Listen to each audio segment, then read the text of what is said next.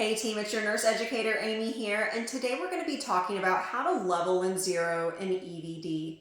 It's important to note that you should be leveling and zeroing an EVD after every major position change that your patient makes. This is to ensure that we get an accurate ICP reading and that we're draining the proper amount of CSF that's in our provider's orders. Now, the first thing you're going to want to do is ensure that the transducer is level with the tragus of the ear. The tragus is this portion of the ear that sticks out, and it signifies the base of the skull. Depending on the model of EVD that your unit uses, you can achieve leveling by either a laser pointer that's attached to the transducer or with a piece of string with a tiny level on it, and that's to ensure that you are at the proper positioning. Now, after you have leveled your transducer, we will then move on to zeroing. This is going to be essentially the exact same procedure that we use with arterial lines. We would first turn stopcock number 1 to the right. This position signifies off to the patient.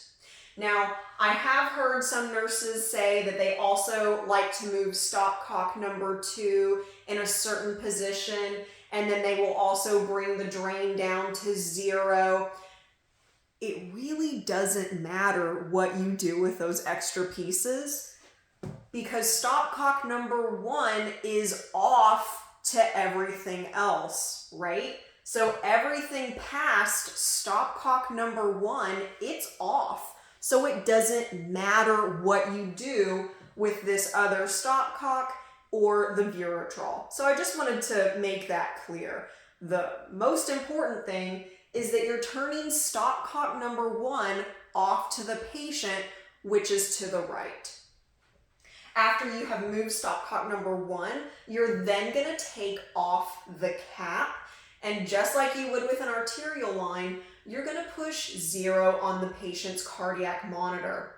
After the patient's cardiac monitor has signified that the zeroing is complete, you're going to put the cap back on and then put stopcock number 1 back down, okay?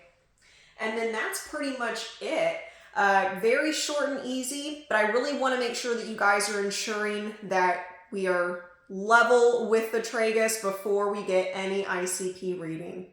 Make sure and like and subscribe my video so that you don't miss another one, and I'll see you in the next one.